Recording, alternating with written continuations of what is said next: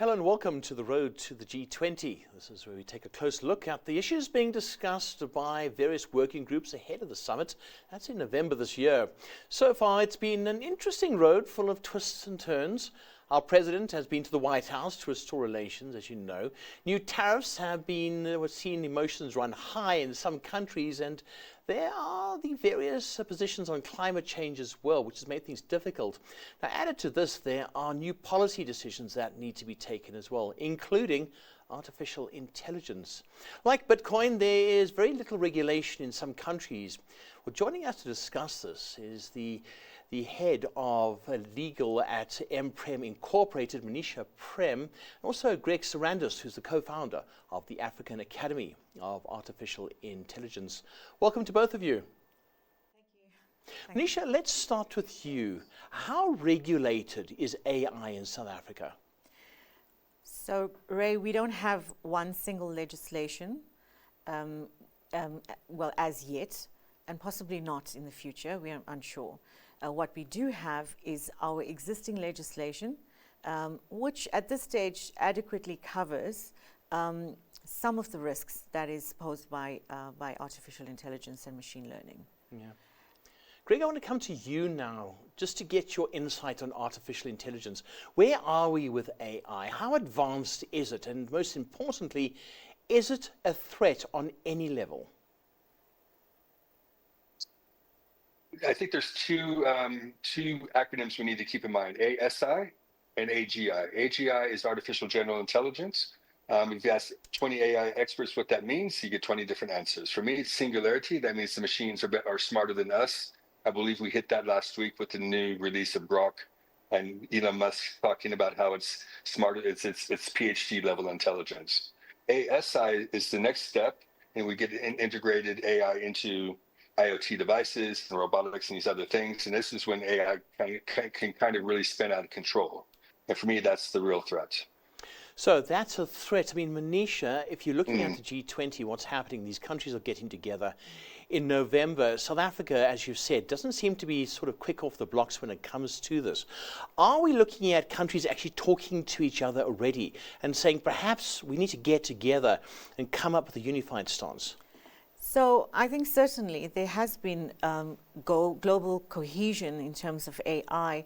As early as 1980, when the OECD released the Fair Information Practice, and many countries at that stage were already participating in those policies and frameworks. So at this stage, G20, they have over the years acknowledged the need for trustworthy AI, the ethics and integrity of it. However, at this stage, what we could do is perhaps encourage further policy development, strategic development, and perhaps legislation.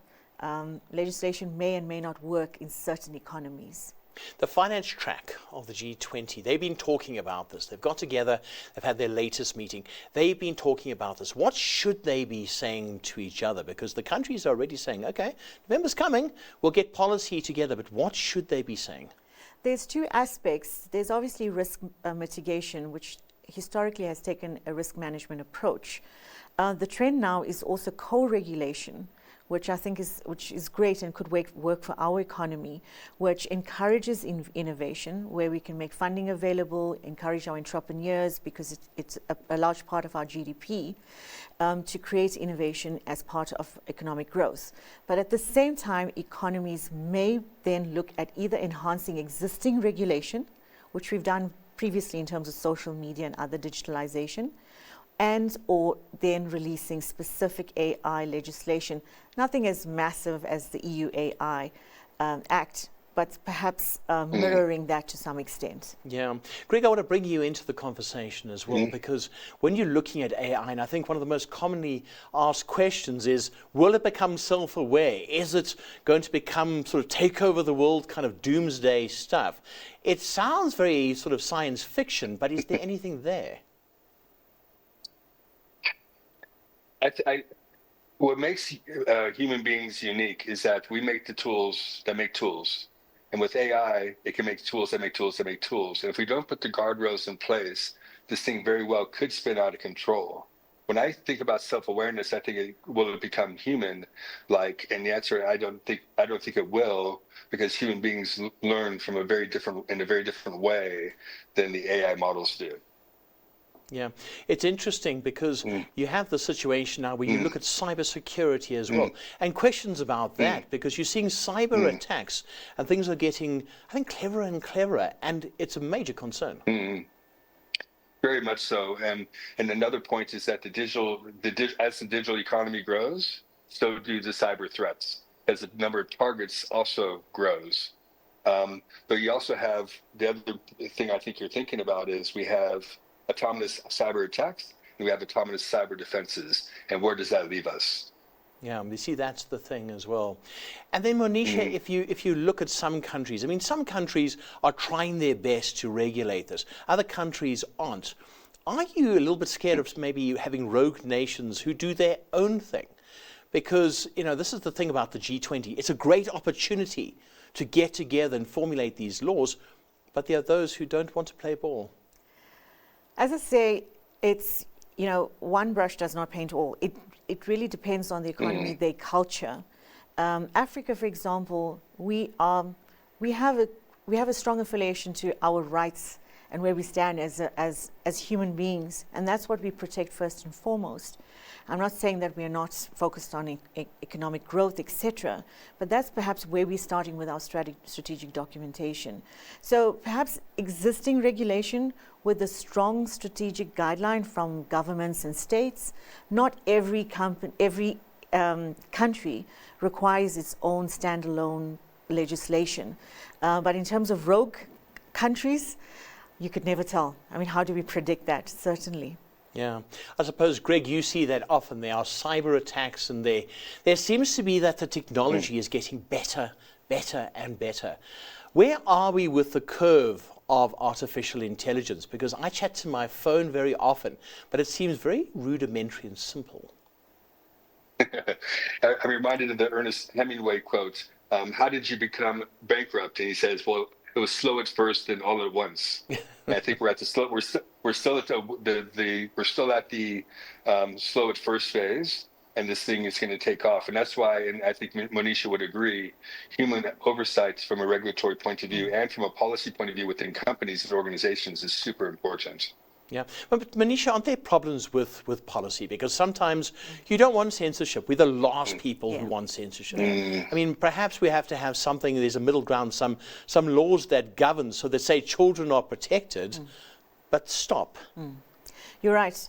Vulnerable groups such as children and the elderly are already exposed, and we've seen the risks and the harms already evidenced currently.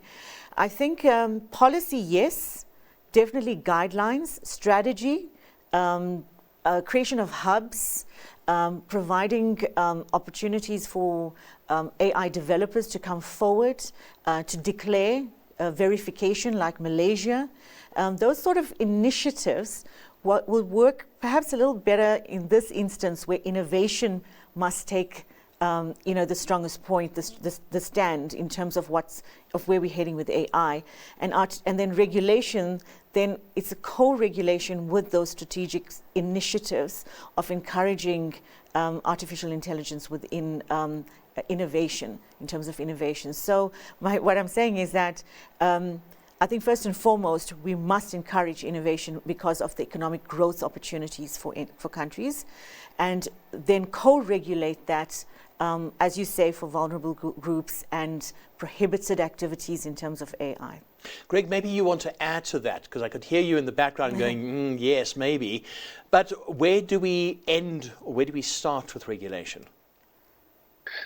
I'm more of a policy person than a regulatory person. I think regulations are difficult to enforce, especially when the technology gets into our phones. But there's some very important principles that come out of the European Union AI Act, such as human oversight, such as transparency, such as if I want to talk to a person, a human, they have to put me in touch with the human. Those kind of things are super important. But in terms of overregulation, which you looked at the next 80 pages of the European AI Act, it stifles innovation. So what happens then? All the AI innovation moves to the United States, where it's more case law driven. The regulation's case law driven. You can't discriminate. You can't steal. You can't steal IP. Those kind of things are regulated in a pretty well structured judicial system. Yeah, but then Monisha, maybe you should have a regulatory system, a body or something, a United Nations body, where everybody joins and everybody signs up to this. You are going to get those people who don't, but perhaps that's the way to go. Perhaps it is, and it has worked for other instances previous to this. But so, as I say, we've got to decide how we play innovation versus regulation. Yeah. I mean, Greg, you see this, you see grok, you see all sorts of new ones every single day. It must be very difficult to actually keep up with what's happening. So regarding that, a last thought on you, what do we need to do when it comes to regulation, making sure that the newcomers are brought in as well?